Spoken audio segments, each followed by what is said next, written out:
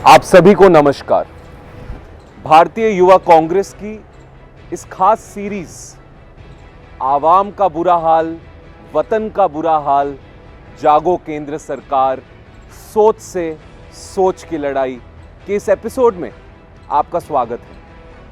आज अखिल भारतीय कांग्रेस कमेटी के प्रांगण में हमारी मेहमान हैं कांग्रेस पार्टी की तेज तरार प्रवक्ता और वो जो अपने तथ्यों की ताकत से सच्चाई की आवाज को बुलंद करने के लिए जानी जाती हैं, माननीय सुप्रिया श्रीनेट जी। नमस्कार ma'am, thanks for joining us. Ma'am, देश में जो स्थिति आज हम देख रहे हैं उसमें सबसे ज़्यादा जो चिंतित करने वाली स्थिति है, मैं खुद पंजाब से आता हूँ, हमारे गांव के एक एक घर का एक एक बुजुर्ग अपने लिए नहीं लेकिन अपनी आने वाली पीढ़ी के लिए बॉर्डर पर डटकर लड़ाई लड़ रहा है। इस पर मैम आपका ओपिनियन? मैं सबसे पहले तो ये कहूँगी कि आज़ाद हिंदुस्तान में हम सबका सर शर्म से झुक जाना चाहिए कि देश का अन्नदाता, देश का किसान आज अपने हक की लड़ाई के लिए इस कपकपाती सर्दी में सड़क पर बैठने को मजबूर है। और वो क्यों मजबूर है, थोड़ा ये समझ लेना ज़रूरी है। लोग बोल रहे हैं वो रास्तों में बैठे हुए हैं, वो रास्तों में क्यों बैठे हैं? मोदी सरकार ने कानून बनाया, आपने कानून बनाया, आपने कोई सलाह मशवरा नहीं किया, आपने किसके कहने से कानून बनाया ये भी नहीं पता है। देखिए, कानून दो तरीके से बनता है, एक आपके घोषणा पत्र में, आपके मैनिफेस्टो में हो, या आपने कोई एक स्पेशल कमेटी बनाई हो जिसने आपको अपनी ओपिनियन और रिपोर्ट दी हो। लेकिन ऐसा नहीं हुआ। कानून इन्होंने बिना किसी के कहे, बिना किसी से सलाह मशवरा के लिए बना दिया और वो थोप दिया देश के ऊपर। और सबने देखा कि उस पर पार्लियामेंट में कैसे वॉइस वोट से इतने हंगामे के बीच उन्होंने जबरन पास करा लिया। जब किसान और 62 करोड़ किसान को अगर लगता है कि ये कानून उनके हक में नहीं है, उनके हक का दमन हो रहा है और वो इस कानून को वापस लेने की मांग करते, तो कोई भी संवेदनशील सरकार क्या करेगी? कानून वापस लेगी। और किसान ये नहीं कहते कि आप रिफॉर्म नहीं करिए, वो कहते हैं हमसे डिस्कस करिए, बातचीत करिए। और ऐसे ही रिफॉर्म बनाया। हमने लैंड एक्विजिशन बिल कैसे बनाया था, हमने कितने लोगों से सलाह मशवरा किया था। बजाय वो करने के ये सरकार आज क्या कर रही है? किसान आतंकवादी हैं, किसान उग्रवादी हैं, किसान पाक चीन के एजेंट हैं, किसान नक्सलवादी हैं, माओवादी हैं, खालिस्तानी हैं। ये किस तरह की बातें हो रही हैं? और ये बातें सिर्फ वही सरकार कर सकती है जो इतने दम्भ और अहंकार में चूर्ण हो। क्योंकि मैं तो पूरे दावे के साथ कह सकती हूँ, मैं उत्तर प्रदेश में बहुत सक्रिय हूँ, मेरा कार्य क्षेत्र उत्तर प्रदेश है, महाराजगंज है। मैं पूरे दावे के साथ कह सकती हूँ कि इनकी जो ये बदगुमानी है, the fact that they believe that only the farmers Punjab और हरियाणा के लड़ रहे हैं, they really need to get out of their chambers and smell the coffee. पूरे देश का किसान आज परेशान है। और किसान ही नहीं परेशान है, मिडिल क्लास भी परेशान है, जो वैल्यू चेन पूरी है वो परेशान है। क्योंकि जब आप 25 लाख करोड़ का एक एग्री मार्केट उठा के 2-3 लोगों के हाथ में देंगे तो उसके बहुत रेपरकशंस होंगे। उसके रेपरकशंस युवाओं पे होंगे, गृहिणियों पे होंगे, महिलाओं पे होंगे, मिडिल क्लास पे होंगे। और ये सिर्फ किसानों की समस्या नहीं है। जी मैम, लोकतंत्र में कहा जाता है कि जनता और आवाम की आवाज में खुदा की आवाज। लेकिन आज हम देख रहे हैं कि जब भी इस देश में जनता अपनी आवाज़ उठाती है, चाहे स्टूडेंट्स ने फी हाइक के ऊपर उठाया, चाहे शाहीन बाग का प्रोटेस्ट हमने सीए और एनआरसी के खिलाफ देखा, चाहे ये किसानों वाला प्रोटेस्ट, एक प्रोपेगेंडा सा बनाकर इनको टारगेट किया जाता है, इनको एंटी नेशनल और डिफेम करने की कोशिश की जाती है। और अब कल ही हमने देखा कि ग्रेटा और पॉप सेंसेशन जो रिहाना, इन जैसे इंटरनेशनल लोग, ह्यूमन राइट्स वॉच जैसी ऑर्गेनाइजेशंस ने भी अब भारत की इस असहनशीलता पर अपनी टिप्पणी करनी शुरू करी है। ये ग्लोबली हमारे लिए एक इंसल्ट की भी बात है कि एक देश का दुनिया का सबसे सर्वमान्य लोकतंत्र आज खतरे में है। देखिए, ऐसा है कि लोग हमारे बारे में क्या कह रहे हैं वो तो बाद की बात है, इंटरनेशनल मीडिया क्या कह रहा है वो भी बाद की बात है। और इस पे भी बहुत विवाद है कि उनको बोलना चाहिए कि नहीं बोलना चाहिए। भाई, आप तो जाके हाथ उठा के ट्रम्प सरकार बनवा रहे थे, तो आपको तो बिल्कुल नहीं बोलना चाहिए था ये बात। आप तो प्रधानमंत्री थे, आप तो देश का रिप्रेजेंटेशन कर रहे थे, आपको टोटली न्यूट्रल होना चाहिए था। आप कैपिटल हिल पर भी बोलते हैं, तो आप हर जगह बोल सकते हैं, लेकिन लोग इतनी बड़ी ह्यूमन ट्रेजेडी पे नहीं बोल सकते, वो अलग विषय है। पहला विषय क्या है कि ऐसा क्यों हो रहा है? आपका जो सवाल था कि आप चाहे जेएनयू में देख लीजिए, चाहे सीए एनआरसी देख लीजिए, चाहे आप किसानों का देख लीजिए। ये तो आपने बिल्कुल ठीक कहा कि एक जो नैरेटिव बनता है, जो नैरेटिव बनता है कि अगर आपने सरकार के खिलाफ बोला तो आप एंटी नेशनल, आप देशद्रोही करार हो जाते हैं। सरकार और देश एक चीज नहीं है। सरकार आज आपकी है, कल आप नहीं रहेंगे सरकार में। देशद्रोह के सर्टिफिकेट बांटने वाले, पहले तो मुझे लगता है बीजेपी को राष्ट्रीयता की बात नहीं करनी चाहिए। आपने आज तक 53 साल आपने झंडे का, हमारे तिरंगे का तिरस्कार क्यों किया, उसको नहीं बताया। आप तो गोडसे के उपासक हैं।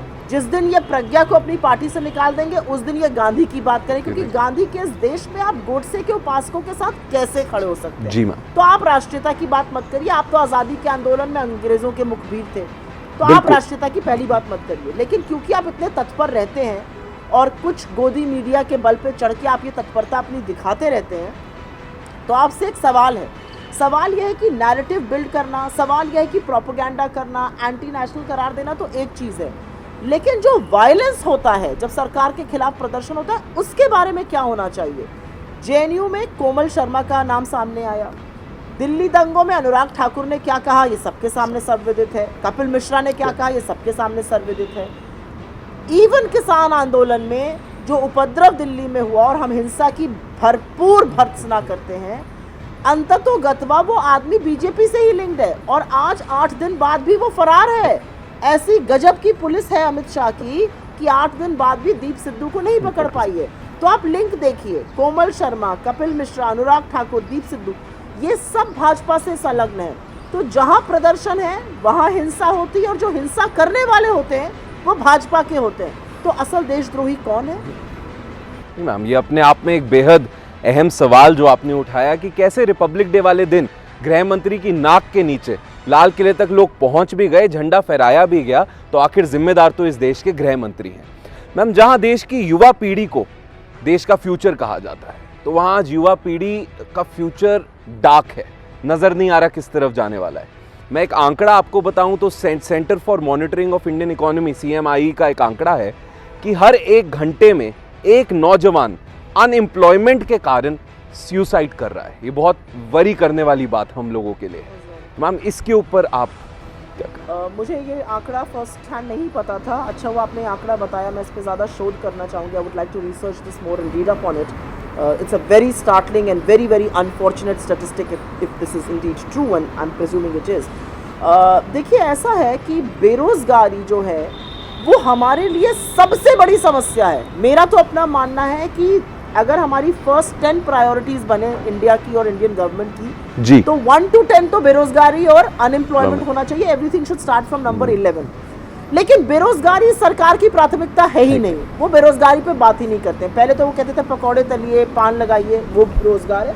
मुझे उससे कोई आपत्ति नहीं है, लेकिन एक बात याद रखिएगा कि हमारा देश दुनिया का सबसे युवा देश है, which means that we have the largest percentage of the working population that's adding on to working population every year. If we don't engage them fruitfully, अगर हम उनको सही रोजगार नहीं देते हैं, gainful employment नहीं देते हैं, तो एक ये टिकिंग टाइम बॉम्ब है। खाली दिमाग को ही शैतान का घर कहा गया है। अगर आप, और सिंपल एम्प्लॉयमेंट देने की बात यह है कि आप निवेश के, आप कंजम्पशन के, और ये एक वर्चुअस साइकिल है। आप कंजम्पशन का मांग बढ़ाएंगे तो निवेश बढ़ेगा, निवेश बढ़ेगा तो नौकरियां बढ़ेंगी। ये एक सिंपल वर्चुअस साइकिल, उस साइकिल को ही इन्होंने ध्वस्त कर दिया है, ख़त्म कर दिया है। Employment is the biggest issue of our times, of our generation, of our country, but उसके बारे में कोई बात नहीं होती है। और मेरा अपना मानना ये है कि आज अगर आप सरकार का बजट भी देख लीजिए तो सरकार के बजट में भी तमाम ऐसी चीज़ें हैं जो कि आपको ये सोचने पे मजबूर कर देती हैं कि सरकार की प्राथमिकता क्या है। अभी बजट आया है, जॉब्स एंड स्किल डेवलपमेंट का बजट काट दिया गया है। From 5400 crore rupees it's down to 3400 crore rupees. शिक्षा का बजट 12% काट दिया गया है। R&D का बजट काट दिया गया है। इनोवेशन का बजट काट दिया गया है। तो क्या हम ऐसे विश्वगुरु बनने की सोच रहे हैं कि युवाओं को ना पढ़ाओ, ना उनको R&D करने दो, ना इनोवेशन करने दो, ना जॉब्स एंड स्किल डेवलपमेंट पे खर्चा करो? ये कौन सी प्राथमिकताएं हैं? मुझे तो ऐसा लगता है ना पढ़ेगा इंडिया, ना पूछेगा इंडिया, इनका ये मानना है। लेकिन आप बिल्कुल सही कह रहे हैं, आज युवा परेशान है, युवा उद्वेलित है। और आप कहीं भी चले जाइए, शहर में, गाँव में, इतने लोग आते हैं और अगर आप किसी से बोलिए किसको नौकरी मिली, एक आदमी हाथ नहीं उठाता। और मैं सिर्फ सरकारी नौकरियों की बात नहीं कर रही हूँ, मैं प्राइवेट नौकरी की भी बात कर रही हूँ। और इसलिए कर रही हूँ क्योंकि प्राइवेट नौकरी भी इवेंचुअली अंततोगत्वा सरकार की नीतियों से ही बनती है। आप ऐसा माहौल बनाते हैं इन्वेस्टमेंट का, आप ऐसा माहौल बनाते हैं कि मांग बढ़े, कि उनको दोबारा से लोगों को रखना पड़ता है। आप नौकरी के बजाय लोगों के साथ मजाक कर रहे हैं, लोगों को एंटी नेशनल करार कर रहे हैं। एक दिन ऐसा आएगा जब भाजपा इस देश के सारे युवाओं को एंटी नेशनल कर देगी, क्योंकि युवाओं के पास कोई काम ही नहीं रहेगा और वो इनसे सवाल पूछ रहे हैं। नहीं मैम, कहा जाता था सरकारें भंवरे की तरह होती हैं, शास्त्र लिखते हैं, वेद लिखते हैं, मगर भाजपा की सरकार को खून चूसने वाली जोंक कहा गया, जिन्होंने हिंदुस्तान के सोशल फैब्रिक पर अटैक किया। अनेकता में एकता जो इस देश का मिजाज है, हर 1 किलोमीटर के बाद अलग भाषा मिलेगी, अलग कल्चर मिलेगा, उस पर अटैक किया। इस देश की यूनिटी इन डाइवर्सिटी पर अटैक किया। तो आज युवा कांग्रेस के इस प्लेटफॉर्म से इस देश के युवाओं के लिए आपका क्या मैसेज है कि किस तरह इस देश की इस मिजाज को, इस देश की नींव को, रूट्स को प्रोटेक्ट किया जाए? देखिए, अनेकता में एकता, डाइवर्सिटी जिसकी हम बात करते हैं, ये this is, I remember I was a journalist and I interviewed Tom Fridman and this is in Davos, और उन्होंने कहा था कि आपकी जो डाइवर्सिटी है, आपकी जो डेमोक्रेसी है, आपकी जो अलग अलग लोग हैं, that is a beautiful flower which should never be crushed in India. और आज उसी को क्रश किया जा रहा है। पर आप समझते हैं ऐसा क्यों हो रहा है? अगर ध्यान बांटने वाले ये काम नहीं होंगे तो लोग असल सवाल पूछेंगे, लोग नौकरी के, लोग अपने खाने पीने के, लोग सरकारी सुविधाओं के, स्वास्थ्य के, शिक्षा के, ऐसे सवाल पूछेंगे। ऐसे सवाल पूछे ना जाएं, इसलिए लोगों को इन सब बातों में उलझा के रखो। ये एक बड़ी सोची समझी रणनीति है। आप जहां भी देख लीजिए, जिस भी चुनाव में देखिए, भाजपा जहां चुनाव लड़ने जाती है, मुद्दा होगा शिक्षा, मुद्दा होगा स्वास्थ्य, मुद्दा होगा रोजगार, मुद्दा होगा महिला सुरक्षा, मुद्दा होगा बढ़ता हुआ अपराध, लेकिन भाजपा बात करेगी कैसे डिवाइड एंड रूल किया जाए। जो अंग्रेजों ने किया 200 साल हमारे ऊपर, वो भाजपा 2021 में भी कर रही है। वेस्ट बंगाल का ही चुनाव देख लीजिए आप, और ये समझते नहीं है कि बंगाल से रेनेसां शुरू हुआ था, जहां पर आपको पता ही नहीं है कि ईश्वर चंद्र विद्यासागर कौन थे, जहां पर आप बिरसा मुंडा की गलत मूर्ति पे माला पहना के आ जाते हैं। उस बंगाल को आप समझ ही नहीं सकते। लेकिन वहां पर भी जाकर सिर्फ हिंदू मुस्लिम करना, क्योंकि अगर ये ऐसा नहीं करेंगे, और ये मुझे लगता नहीं है कि ये गलती से होता है, ये बहुत सोची समझी साजिश है। अगर आप ऐसा नहीं करेंगे तो लोग फिर तो पूछेंगे ना, भाई आपने 2 करोड़ रोजगार कहे थे साल के, अब तो 7 साल हो गए, कहाँ है 14 करोड़ रोजगार? ये पूछेंगे लोग कि 15 लाख आप हमारे अकाउंट में डालने वाले थे, कहाँ है वो पैसा? लोग पूछेंगे कि 21 दिन में कोरोना से जीतने वाले थे, लेकिन हम जीते तो नहीं, 2 लाख लोगों से ज़्यादा की मौत हो गई। लोग पूछेंगे कि 21 दिन में आपने ताली थाली सब बजा दी, लेकिन हम तो संक्रमण में विश्व में दूसरे नंबर पर चले गए। लोग पूछेंगे कि आज आप कोरोना के पीछे मत छुपिए, आप अर्थव्यवस्था में कह रहे हैं कोरोना की वजह से हो गया। नहीं, ऐसा बिल्कुल नहीं है। और ये मैं आपके व्यूअर्स से, ये युवाओं से ज़रूर कहूँगी, इनसे पूछिएगा कि कोरोना आने के पहले लगातार 8 क्वार्टर्स, विच मीन्स 2 साल से लगातार भारत का जीडीपी गिरता जा रहा था। डीमोनेटाइजेशन के पहले वो 8% पे था, इन्होंने गिराकर उसको 4.2% कर दिया, अब वो कॉन्ट्रैक्ट कर गया है। और ये समझना ज़रूरी है कि ये एक नंबर नहीं है कि -7%, -10%, -24%। आपकी इकोनॉमी की साइज श्रिंक कर रही है, मतलब कि प्राइवेट और पब्लिक जो एवेन्यूज हैं एम्प्लॉयमेंट के, वो भी श्रिंक कर रहे हैं, और कम नौकरियां बनेंगी अगर बनेंगी तो ये सारी बातें अगर डिवाइड एंड रूल नहीं करेंगे तो लोग इन सब बातों पे बात करेंगे। तो मुझे लगता है युवा जागरूक है, युवा जानता है, और युवा को समझना चाहिए कि हमें कोई विभाजित कर नहीं सकता है। और मैं तो गंगा जमुनी तहजीब वगैरह की बात भी नहीं करती हूँ, जबकि मैं उत्तर प्रदेश से हूँ। मैं तो सिर्फ ये कहती हूँ, और मैं बड़ा सिंपल एग्जांपल देती हूँ। एक्सीडेंट हो गया आपका सड़क पे, आपको बचाने के लिए किसी का खून चाहिए, आप एम्स में भर्ती हैं, आप उस समय पूछिएगा आपका क्या मजहब है, या जो पहला खून मिलेगा आपको चढ़ाइएगा। अगर आप सिर्फ इसका जवाब दे दीजिए, आपको अपने सारे जवाब मिल जाएंगे। तो ये थी सुप्रिया श्रीनेत जी, जिन्होंने अपने तथ्यों से ये तो हमें समझा ही दिया कि इस देश के असल मुद्दे क्या हैं, मगर उसी के साथ अपनी सरल भाषा में ये भी युवाओं तक अपना मैसेज पहुंचा दिया कि मजहब नहीं सिखाता आपस में बैर करना, हिंदी हैं हम, वतन हिंदोसिता हमारा। जय हिंद। मैं एक बात ज़रूर कहना चाहती हूँ गौतम जी जाने से पहले, ये बड़ी पंक्ति है और मुझे लगता है क्योंकि आप युवा मंच से आए हैं, आप लोगों को बार बार ये कहना चाहिए कि तलवारों की धार पर इतिहास हमेशा बनता है। जिस ओर जवानी मुड़ती है उस ओर जमाना मुड़ता है। तो वाह। अगर युवा जाग जाए तो ये सोती हुई सरकार भी जाग जाएगी। बिल्कुल मैम, नहीं, धन्यवाद मैम, जय हिंद।